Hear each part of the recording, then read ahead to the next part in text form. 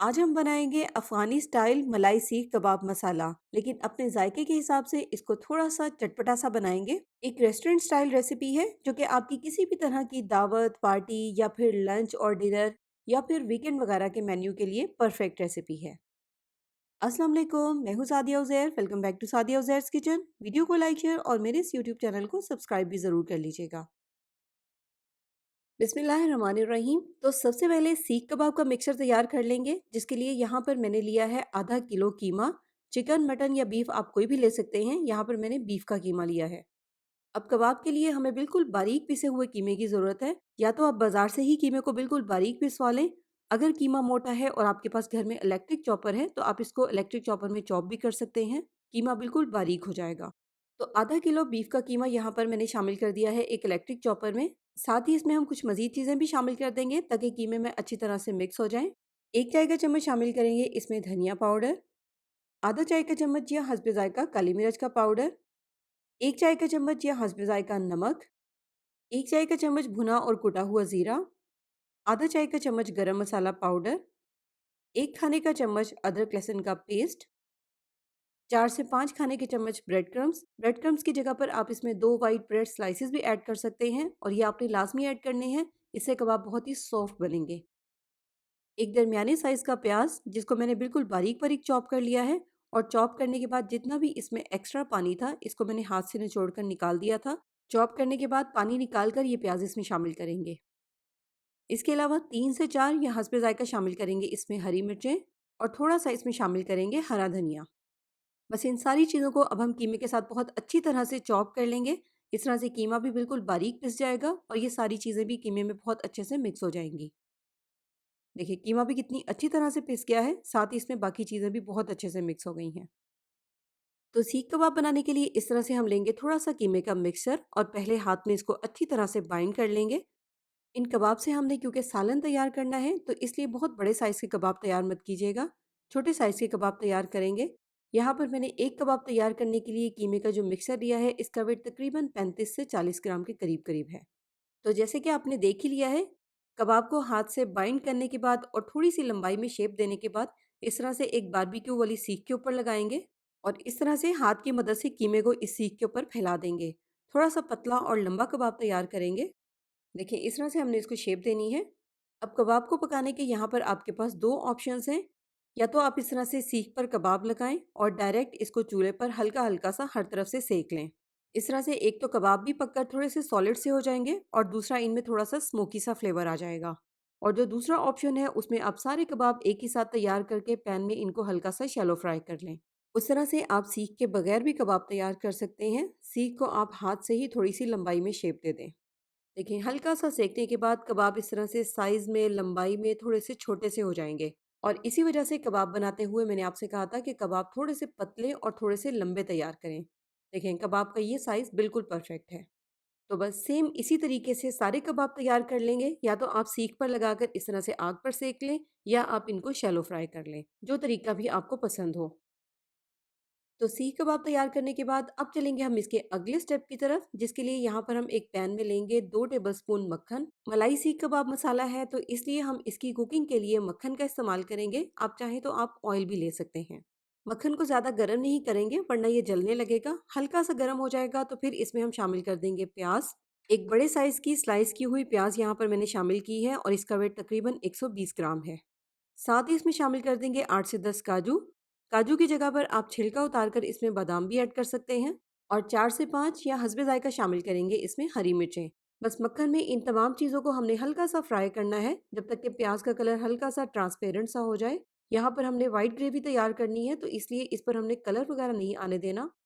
जैसे ही प्याज इस तरह से हल्के से ट्रांसपेरेंट से हो जाएँगे तो फिर इसमें हम शामिल कर देंगे थोड़ा-सा हरा धनिया। बस अब हमने इसको ज़्यादा फ्राई नहीं करना। हरा धनिया शामिल करने के बाद इसको हमने सिर्फ़ मिक्स ही करना है। बस चंद सेकंड्स के लिए इसको अच्छी तरह से मिक्स करेंगे, उसके बाद फ्लेम को ऑफ करेंगे और इसको पैन में से निकाल लेंगे। अब इन तमाम चीज़ों को पहले अच्छे से रूम टेम्परेचर पे ठंडा होने देंगे, फिर उसके बाद एक ब्लेंडिंग जग में डालकर पीस कर इस तरह का एक पेस्ट तैयार कर लेंगे। ठंडा होने के बाद ही इसको हमने पीसना है, ऐसा ना हो कि आपका ब्लेंडिंग जग खराब हो जाए। देखें ये थिक सा पेस्ट तैयार हो गया है। इसको पीसते हुए मैंने इसमें पानी वगैरह कुछ भी ऐड नहीं किया। तो अब चलेंगे हम मलाई सीख कबाब मसाला की फाइनल कुकिंग की तरफ। इसके लिए यहाँ पर हम पैन में दोबारा से लेंगे 4 से 5 खाने के चम्मच मक्खन। जैसे कि मैंने आपको बताया है कि मलाई सीख कबाब मसाला है, इसको हम मक्खन में ही पकाएँगे।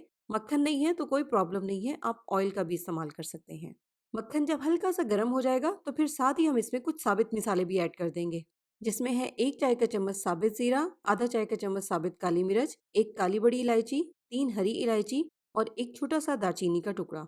और इन साबित मिसालों के साथ ही इसमें हम शामिल कर देंगे 1.5 खाने का चम्मच अदरक लहसुन का पेस्ट। बस हल्का सा ही इनको मक्खन में फ्राई करना है।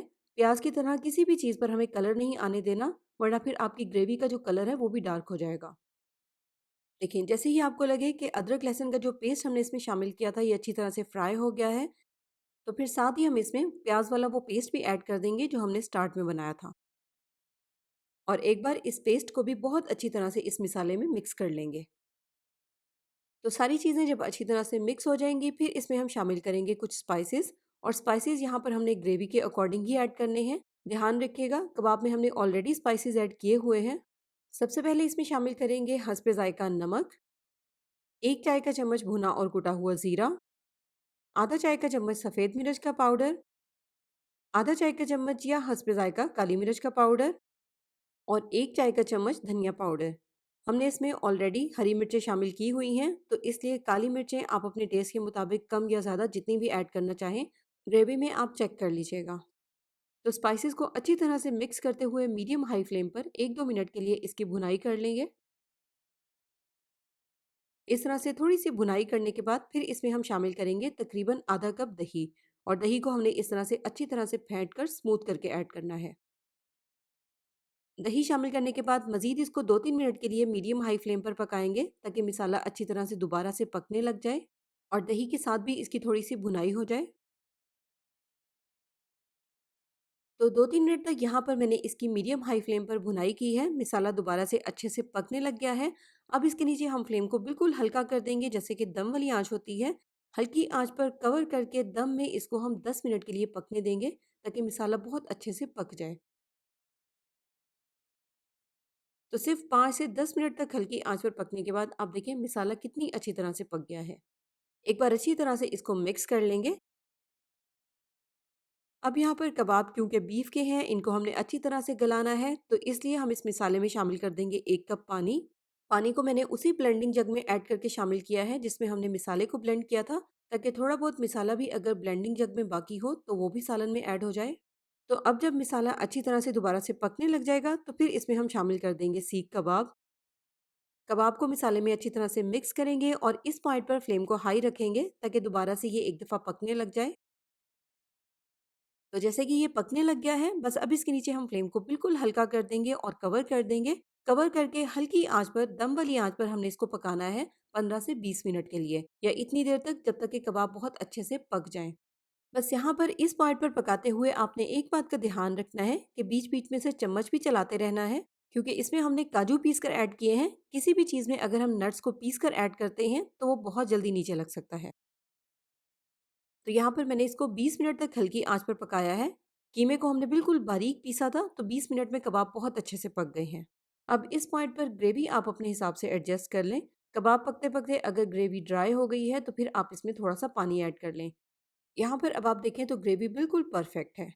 बस अब इसमें हम शामिल करेंगे आधा चाय का चम्मच गरम मसाला पाउडर, 1 चाय का चम्मच कसूरी मेथी, हरी मिर्च का सालन में फ्रेश टेस्ट आए तो इसलिए 1 हरी मिर्च भी ऐड कर देंगे और 3 से 4 गोल वाली लाल मिर्चें। लाल मिर्चें बिल्कुल ऑप्शनल हैं, ये इसमें ऐड नहीं होती, लेकिन अगर हम इस तरह से ग्रेवी में बिल्कुल लास्ट में दम देते हुए 2-3 लाल मिर्चें ऐड कर दें तो इसका ग्रेवी में बहुत ही मज़े का टेस्ट आता है। वैसे लाल मिर्चें इसमें ऐड नहीं होती, इसलिए आप चाहें तो आप स्किप कर सकते हैं।